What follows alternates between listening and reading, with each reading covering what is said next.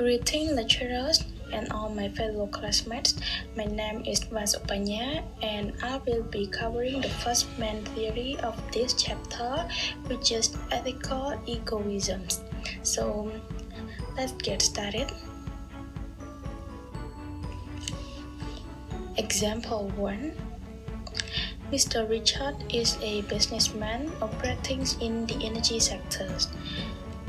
The energy sector here covers all of the industries that make and sell energy, such as fuel extraction, manufacturing, refining, and distribution. So his main stream of income is from oil and fuel extractions, which has given him a very good life all these years.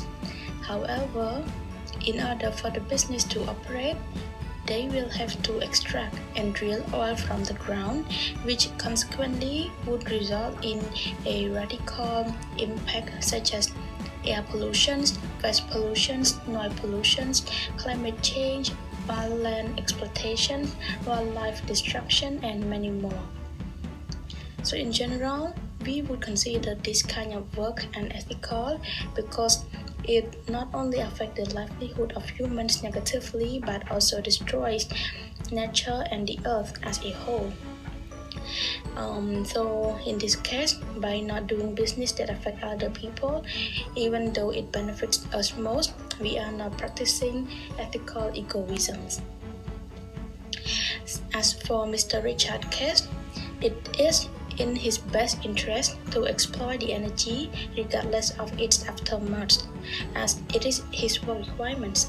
So by doing business in the energy industry, he will receive tons of benefits, including a high level of profits and a secure business performance, as there is very few competitors and etc.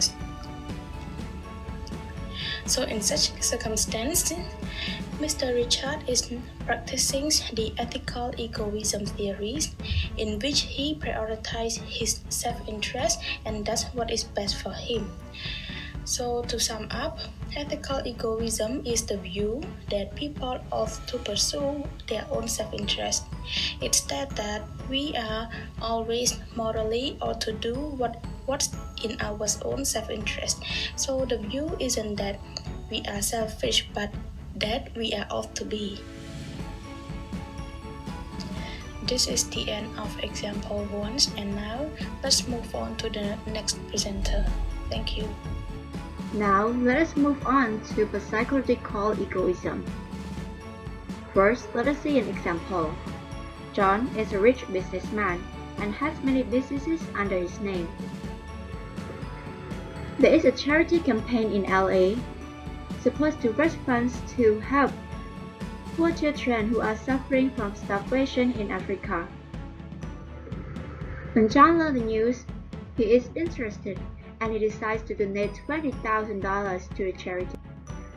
When we see John's action here, we might think that he is an altruist, he is selfless, or he just does it out of goodwill to help the other people.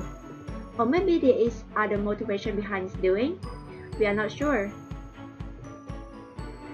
However, in the psychological egoism, it holds John apparently altruistic acts to be ultimately motivated by the goal to benefit himself.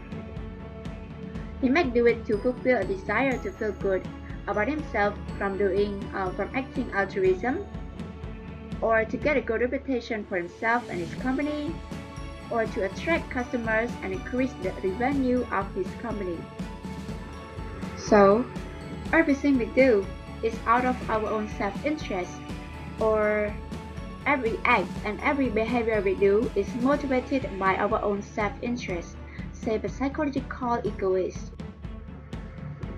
Whether we help the elderly to cross the road, or buy people gifts, or save other people when we see them get injured, or just being kind to others, the egoist would argue that the reason we do these things is to feel better about ourselves or to please others to achieve something.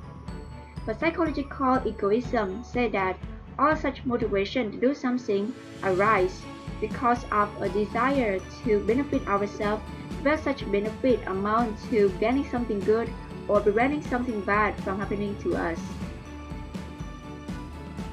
Next, let's take a look at objectivist ethics. The third scenario depicts how objectivist ethics works. Kennedy was raised in a Christian church. From a very young age, she was taught to do good deeds to other people and to sacrifice herself for the sake of others. Likewise, her family motto as well as her religious belief is that selfishness and pride are the original sins and the altruism is a virtue. In another word, she is taught that one should discard selfishness or egoism and should sacrifice oneself to serve other people. As a result, Kennedy becomes a person who lives to serve other people rather than serving her self-interest. She is afraid to say no when people ask for her help and lost herself while serving other people's lives. Moreover, she finds herself feel guilty when she is unable to save others. Slowly, Kennedy are treated like an object, and those who like to take advantages of Kennedy gradually turns into parasites. The case of Kennedy contradicts to Rand's theory known as objectivist ethics. The term objectivist ethic coined by Rand, a Russian philosopher, refers that there is no other sources of value than the objective reality. And that objective reality is that we need to value what makes us alive, and what makes us alive is in our own self-interest. This theory regarded human as fundamentally solitary individual, each pursuing his or her own personal interest without having had to serve other people, as they also have the role to go for their own interest as well. An ideal type society of Rand is that there's only a collection of individual men who must live and work only for themselves and never for others. This is the society that can truly prove a value in rational happiness.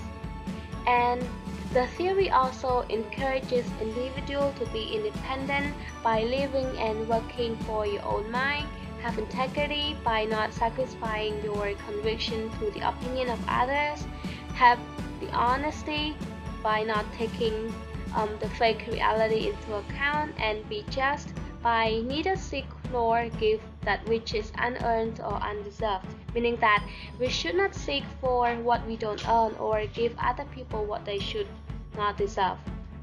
So this theory also includes that in order to live a good life, one needs to create an atmosphere where each individual can pursue his or her own interest by protecting people's individual liberty right and not to manipulate or exploit one another. Rational egoism. Stacy is a businesswoman who has a capital of $50,000 in her hand. However, she does not know what she should do with the money that she has. So, she offers herself two choices. First, she can donate all the money into the charity. Second, she can invest in XY investment, which would earn her a very high return. By donating all the money into the charity, it would give her a satisfaction of being happy, the inner happiness, because she is able to help other people to improve their life, especially the poor people. However, if she chooses to invest in XY investment, it would give her a really high return. As a person who is really fond of money and luxury things, Stacy chose to invest in XY investment because doing so would maximize her own interest. Although donating into charity can also make her happy, but it is not as much as investing into XY investment, which will give her a really high return. From this, we can say that Stacy is implementing rational egoism. Rational egoism is when an individual acts in a way that would maximize his or her own interest, and they only do so when they expect something in return. Moreover, a rational egoist is also rational and try to make sense of their decision before deciding on any option. So in Stacy's case, we can say that Stacy is a rational egoist because she chooses to invest in XY investment as it would maximize her own interest. And also, it's only rational for her to satisfy her own needs.